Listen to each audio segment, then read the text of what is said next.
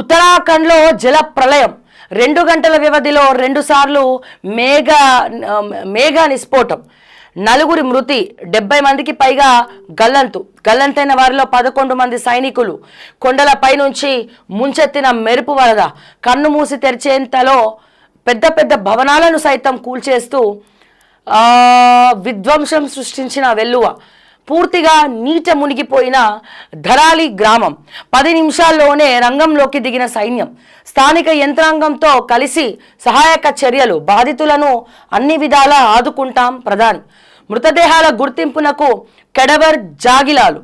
పర్యావరణ విధ్వంసంతోనే వరదలు నిపుణులు. ఇది పరిస్థితి. 2 గంటల వ్యవధిలో 2 సార్లు మేఘ నిస్ఫోటం, 4 మృతి, 70 మందికి పైగా గల్లంతైన వారిలో 11 మంది సైనికులు. కొండలపై నుంచి ముంచెత్తిన మెరుపు వరద కన్ను మూసి తెరిచేంతలో చాలా బాధాకరమైనటువంటి అంశము. ఉత్తరాఖండ్ మొత్తం కూడా జల ప్రళయం చూస్తూ ఉన్నాము. కొండలు చర్యలు మొత్తం కూడా విరిగి పడిపోయినాయి. ఇప్పటికే 70 మంది కూడా గల్లంతైనారని చెప్తా ఉన్నారు. సో ఇదంతా కూడా ప్రకృతి వైపరీత్యంగా మనం భావించాలి. ఉత్తర కాశీ జిల్లా ధరాలి గ్రామాన్ని చాలా అసలు అక్కడ అంటే మొన్న కుంభమేళ అప్పుడు వెళ్ళాం కదా, ఎటువంటి డెవలప్మెంట్ లేదు. అంటే ఇక్కడ నేషనల్ బీజేపీ కానీ నేషనల్ కాంగ్రెస్ కానీ పొద్దున్న లేస్తే పార్లమెంట్లో ఇక వాళ్ళిద్దరే పార్టీలు ఉన్నాయి. అయితే బీజేపీకి వేయాలి, లేకపోతే కాంగ్రెస్కి వేయాలి. ఇక మూడోటోడు లేడు. వీళ్ళిద్దరు కలిసి మూడో కొత్త వ్యక్తిని కొత్త సవరణలు చేసి కొత్త రాజ్యాంగాన్ని కొత్త ధనాన్ని తీసుకొచ్చే వ్యక్తుల్ని ఎవరిని కూడా బతకనియరు. అయితే దానికి వేయాలి, లేకపోతే దీనికి వేయాలి. ఉత్తరాఖండ్ ఎటువంటి డెవలప్మెంట్ లేదు. పోలీస్ వ్యవస్థ అక్కడ సరిగ్గా లేదు. ఒక్క అమ్మాయిల విషయంలో కొద్దిగా వాళ్ళు ఇమీడియట్గా స్పందిస్తారు పోలీసులు. అంటే ఇమీడియట్గా ఒక యాప్ ఉంటుంది. సో యాప్ ప్రతి ఒక్కరు కూడా దాంట్లో కొద్దిగా ఇది చేసుకోవాలా, యాప్లో ఇది చేసుకోవాలా.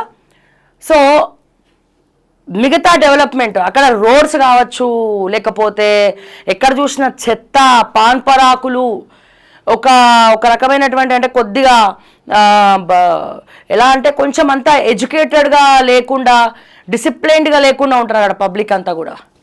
సో దీన్ని మార్చుకుంటూ రావాలా. ఇప్పుడు అయోధ్య ఉందండి, ఫర్ ఎగ్జాంపుల్ అయోధ్య మనం చూసినట్లయితే అయోధ్య టెంపుల్ అద్భుతంగా కట్టారు. కానీ మళ్ళీ మీరు అయోధ్య చుట్టూ మొత్తం తిరిగితే అన్ని చిన్న చిన్న గల్లీలు, అక్కడ ఉన్నటువంటి నది ఏదైతే ఉందో ఆ నది దగ్గర మొత్తం అంతా గలీజ్గా ఉంటుంది, క్లీనింగ్ ఉండదు, ఏముండదు. టెంపుల్ ఒక్కటే నీట్గా ఉంది. సో మిగిలిన ఏరియాస్ మొత్తం కూడా డెవలప్మెంట్ లేదు. అంటే ఇమీడియట్గా డెవలప్మెంట్ అయితే రాదనుకోండి, ఒక్కొక్కటి మెల్లమెల్లగా ఆర్గనైజ్ చేసుకుంటూ రావాలా. సో ఇప్పుడు ఇటువంటి పరిస్థితిని మళ్ళా ఎదుర్కొనేటువంటి పరిస్థితి అయితే వచ్చింది ఉత్తరాఖండ్.